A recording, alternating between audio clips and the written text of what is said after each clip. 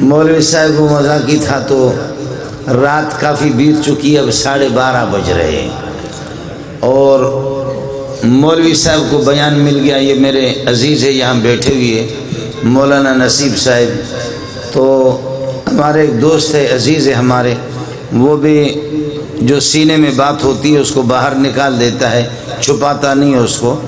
تو مولوی صاحب کو جب 1:30 بجے اور 2 بجے خطیبوں نے اپنی تقریریں کی، آخر میں مولوی صاحب کو بیان دیا کہ آپ کا بیان ہے. تو اب لوگ اس طریقے پر جھوم رہے ہیں اور سوئے ہوئے. تو ایک آدمی نے اس قسم کا بم چھوڑا کہ خدا کی پناہ.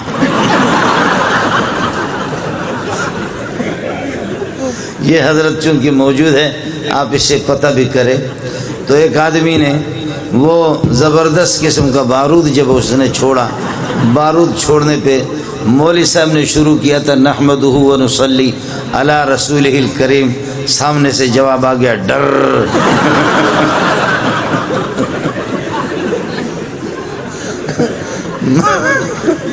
مولوی صاحب چونکہ میرا عزیز ہے تو یہ حضرت بیٹھے ان سے پتہ کرو.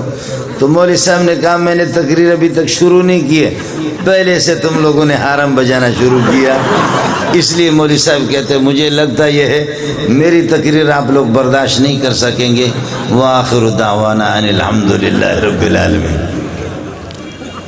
مذاق کر رہا ہوں آپ سے.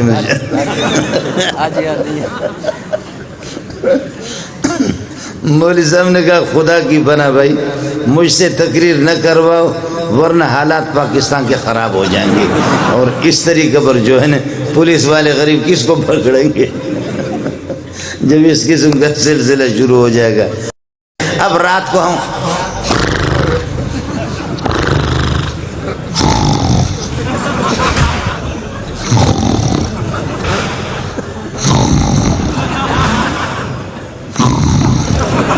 خدا کی قسم، اور وہ ایک موٹا سا، اس موٹے کو چارپائی سندھ میں جو کوئی مہمان آتا ہے تو چارپائی پہ اس کو سلاتے، چارپائی پہ اس کو باہر سلایا گرمی کی وجہ سے.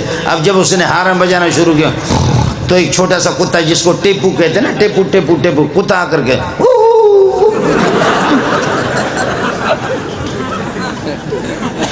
اور پھر جب قاری صاحب پھر وہ حرم بجانا شروع کرتا کتا پھر بھاگ جاتا ہے. کتا پھر بھاگ کچھ فاصلے پر جا کر کے پھر تھوڑی دیر کے بعد واپس آ کر میں رحیم یار خان میں تھکا ہوا تھا، کئی دن جلسے کرتے کرتے کرتے کرتے تھک گیا. ایک موٹا سا قاری صاحب اس کو بھی میرے کمرے میں سلائے، ایئر کنڈیشن. محترم صاحب نے کہا کہ میں نے کہا یار کئی دن سے تھکا ہوں، سفر میں نے آرام نہیں کیا، رات کو 2 بجے 3 بجے کے ٹائم پر آرام کرو. قاری صاحب نے وہ قرات شروع کی، خدا کی پناہ وہ اس نے قرات شروع کی. 7 اشرہ سے ہٹ کر کے 21 اشرہ چل رہا ہے. وہ 7 اشرہ بھی نہیں تھا، 21 اشرہ تھا. میں وہاں سے اٹھا جا کر کے محترم کے دروازے کو میں نے کھٹکھٹایا. محترم غریب باہر نکلا، قمیص اس کی نہیں تھی، بنین پہنے ہوئے تھے. کہنے لگے کیا قیامت آ گئی؟ میں نے کہا یہ قیامت تو میں نہیں جانتا، یہ قیامت سے کم نہیں ہے.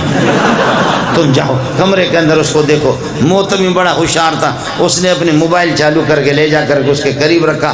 میرے لیے وہاں سے اس غریب نے کوئی چارپائی مارپائی کہیں سے نکالا. ایئر کنڈیشن والا کمرہ مجھے نصیب نہیں ہوا. اس نے باہر کوئی چارپائی نکالی، وہاں پر کوئی مچھردانی لگائے اور کوئی پنکھا لگایا.